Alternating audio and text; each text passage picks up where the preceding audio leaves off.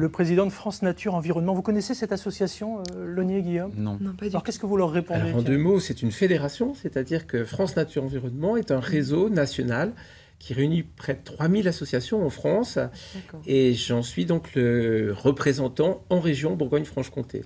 Et surtout, Pascal, vous avez monté chez nous dans notre région quelque chose de sympa, un outil collaboratif sur le net qui s'appelle?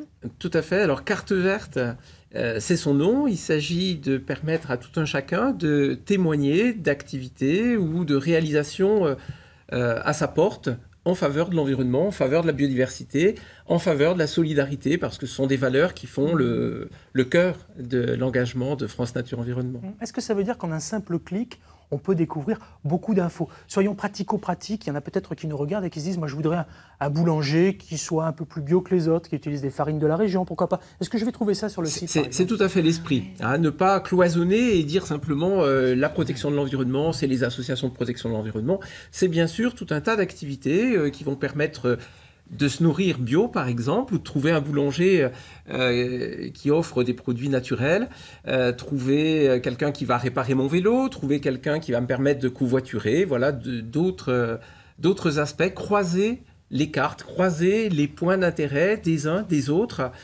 Et Carte Verte, on en voit quelques images sur votre écran, permet de se rapprocher. Hein. Là, c'est la vue de la Bourgogne-Franche-Comté. Il y a plus d'1 millier de points en Bourgogne-Franche-Comté. Oui, parce qu'on peut zoomer après Mais dessus, l'idée, c'est ça. Si l'on zoome sur l'un ou l'autre des points qui figurent à l'écran, eh bien, on va se rapprocher et avoir possibilité d'accéder à la fiche avec un contact, une adresse, des heures d'ouverture. Et tout ça pour agir pour la nature, pour consommer autrement, pour valoriser ses déchets, ou pour maîtriser sa dépense énergétique. Je voyais Loni et Guillaume qui étaient en train de parler discrètement pendant que vous étiez en train de nous dire tout précisément ce qui se passait. Ah ouais, c'est bien, c'est bien, c'est ça.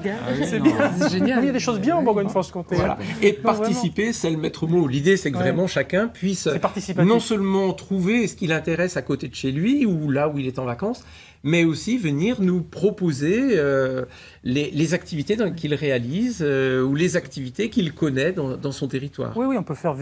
Moi, j'ai testé. On peut faire réparer son vélo. Parfait. On peut visiter un espace botanique. On peut manger bio, je l'ai dit. Est-ce que tout est vérifié, Pascal Blain, avant la mise en ligne? Tout à fait. Vérifié à la fois par notre centrale, on va dire. Notre centrale à Besançon, mais aussi par nos correspondants locaux. Et la plupart des points sont gérés directement, actualisés par une association locale qui va mettre à jour ses fiches et modifier en tant que de besoin les coordonnées d'un correspondant sur place. Oui, parce que vous n'avez rien à vendre dans la vraie vie, vous n'êtes pas carteverte.fr. Et non, vous avez un autre métier. C'est un service complètement gratuit. Voilà. Personnellement, moi je suis enseignant et c'est vrai que beaucoup de bénévolats, on l'a vu dans la construction du Haricots-Or, beaucoup de bénévolats animent nos structures de terrain. Hein. Il y a peu finalement de salariés dans l'environnement. Et hélas, on ne vend rien si ce n'est la défense du bien commun. Et on essaye de le faire avec tout notre cœur et notre passion. Eh ben, ça nous va bien et comme dirait Loni très gentiment, c'est génial. C'est génial. Voilà. Heureusement qu'il y a des gens comme vous. Oui, c'est ça.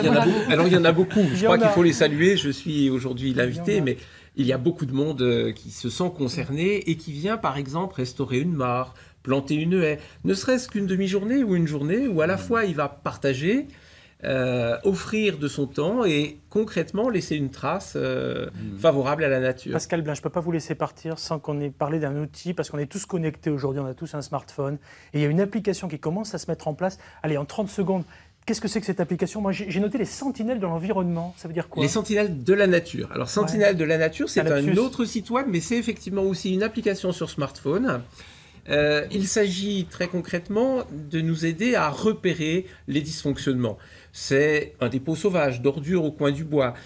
C'est une haie qui est taillée un petit peu en dehors de la période autorisée. Vous savez qu'en France, pour protéger les oiseaux, eh bien, on va interdire la taille des haies pendant la période de nidification.